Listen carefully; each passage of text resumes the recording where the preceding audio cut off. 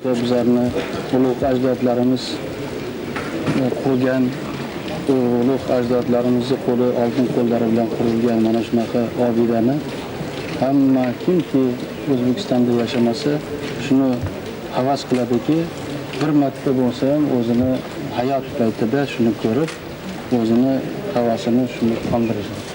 His Excellency is saying that this perfect monument, which was built by our ancestors, is very much desired by everyone in Uzbekistan to see and to pay very great homage and respect to their talent and to their art.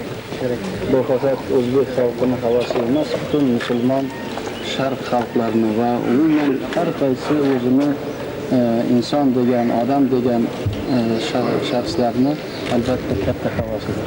Ming marta shuni suratda ko'rishdan bir marta amalda ko'rish, haqiqatda ko'rish har qaysi insonni baxti deb hisoblanadi.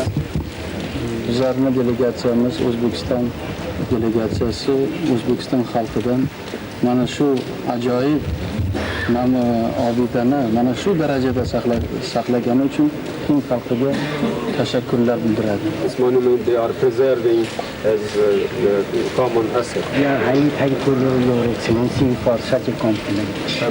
Again, I told us it is a monument of World Heritage. Мы считаем, что это монумент мирового наследия. We are trying to take every care that every bit of this edifice, which is a monument of love, an emblem of love of the king, which was towards his queen, but now it has become the love for the entire world. Это большое значение для всего мира, как эмблема любви.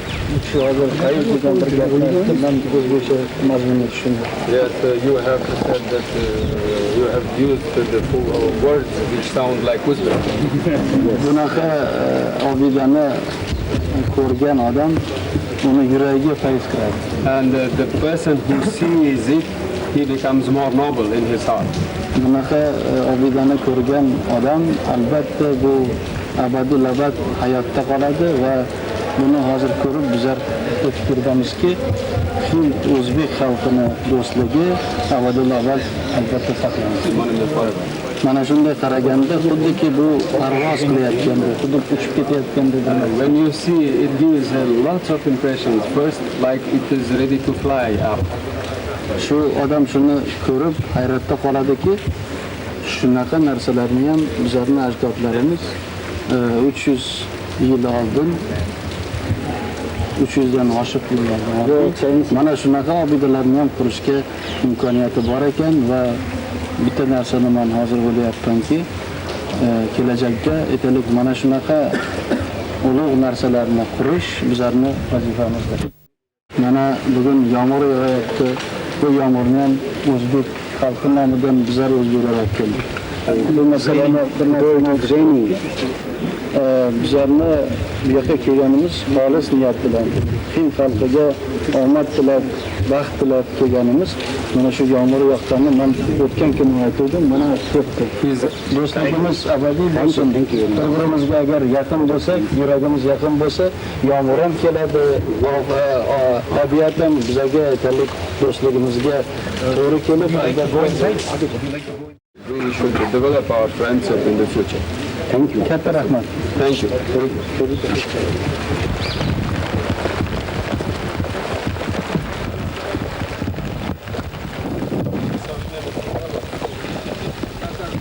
Jahonda 7 mo'jizaning biri Toj Mahal. Buni har bir o'zbek ko'rish o'zini eng oliy maqsadlaridan, orzularidan biri deb hisoblaydi. Sababi buni Boburiylar avlodlari, bizni vatandoshlarimiz o'z paytida yaratishgan. Bu yerda men O'zbekiston xalq yozuvchisi Pirimqul aka Qodirov bilan birgaman. Pirimqul aka, sizni Bobur romaningiz mashhur. ana shu romaningiz uchun hatto bir qator gap so'zlarga ham qoldingiz. Mana hozir siz rasmiy delegatsiya tarkibida o'sha Boburlar bo'lgan, Boburlar mana shunday mo'jizalar yaratgan joydasiz. Shu fursatdan foydalanib bitta savol bermoqchimanki, hozirgi kunda respublikamizni, uning rahbariyatining, uning hukumatini ichki va tashqi siyosatiga munosabatingiz qanday? Munosabatim shuki, bu yangi bir yükseliş davri bo'lyapti biz uchun. O'sha Boburlar, Akbarlar, Shohjahonlar yashagan davr bu bir ma'naviy yükselish davri edi. O'sha yukselishlar bugungi yukselishlarga ma'no jihatidan yaqin bo'lganligi uchun o'sha tog' baland cho'qqidan ikkinchi cho'qqi yaxshi ko'ringanidek, bugungi kunlar bizga o'sha cho'qqilar orqali yanada yaxshi ko'rinyapti. Bu hodisada mana prezidentimiz kelib Hindiston rahbariyati bilan uchrashib bitimlar tuzildi. Bularning ahamiyati o'sha Boburiylar davridagi bizni Hind xalqimiz bilan bo'lgan hamkorligimiz ahamiyatiga mos keladi. Men ishonamanki, o'sha davrdagi iste'dodlar hamkorligi, o'sha davrdagi davlat arboblarini ikki xalqni dahosidan foydalanishdagi donoliklari bugungi kundagi mana shu O'zbekiston va Hindiston rahbariyati, O'zbekiston va Hindiston xalqini bundan keyingi baland bosqichlarda bo'ladigan hamkorligi ham xuddi shunday ulug' natijalar beradi deb ishonaman. Pirimqul aka, meni xabarim bor, siz ana shu tarixiy romanlarni yozishda davom etkazyapsiz. Hozir nima ustida ishlayapsiz? Endi men Akbar haqida, mana Humoyun haqida roman yozdik, Avlodlar davoni bosilib chiqdi. Navbatda mana shu ulug' obidani, Toj Mahalni yaratgan, ajoyib inson bo'lgan, Akbarni tarbiyasini olgan, asli oti Xurram bo'lgan Shohjahon haqida, uni sevgilisi Orzumand begim haqida, o'sha davrda yashagan Zebiniso haqida bir narsa yozish niyatim bor, boshlab qo'ygan sahifalarim bor.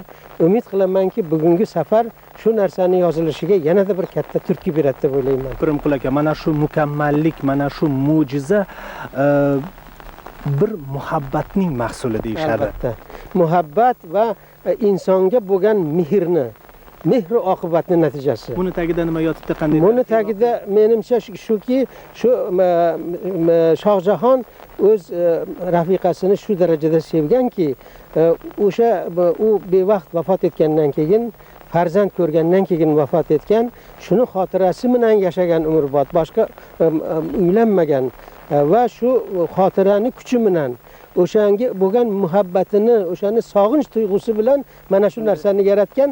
Hatto kechalari saroyda emas, mana shu yerga kelib tunar ekan. Umrining oxirigacha biz hali borib ko'ramiz. Lalqaladan turib ham, shu keksayib qolgan paytlarda ham Lalqaladan turib shu joyga, shu Toj Mahalga qarab taskin topar ekan. Rahmat. Ishlarga qarash, mana shu an'analar o'zi Samarqanddan boshlangan. Tumanaqa maqbarasi bor, Bibixonim madrasasi bor, Hirotda Gavharshod begim madrasasi bor. Ayollarni ulug'lab, mana shunday bunday bo'lmasa ham ulug' binolar qurish an'anasi o'zi asli biz tomonidan boshlangan. Va o'sha an'anani bular Hind xalqini ayol zotiga bo'lgan hurmatiga qo'shib davom ettirib, albatta Hind xalqining mehnati dahosi yordamida mana shu obidalar qurilgan. Qanday bo'lmasa ham shu sof niyat bilan hozir hammamiz yuragimizni toza qilib, mana shu niyatlarni yana bir marta har qaysimiz o'zimizga shu ma'lum qilib, hammamiz xos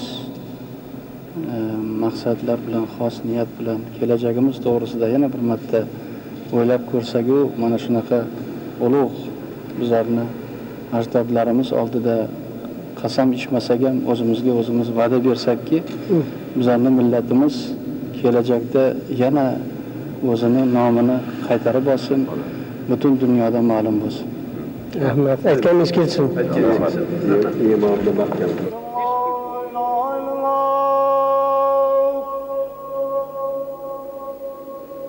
Ashhadu anna Muhammadan Rasululloh.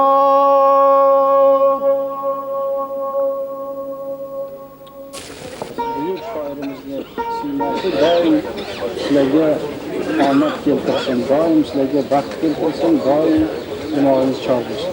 And we wish and request you to accept it and wish you everything, happiness, all. Thank you very much, Your Excellency. Спасибо большое. To'g'risida juda ko'p yozilgan bu yerda. This Bu ham book about O'zbekiston Uzbekistan. xotirasi sizlarda abadiy We would like yuragingizda qolsin. Uzbekistan to remain.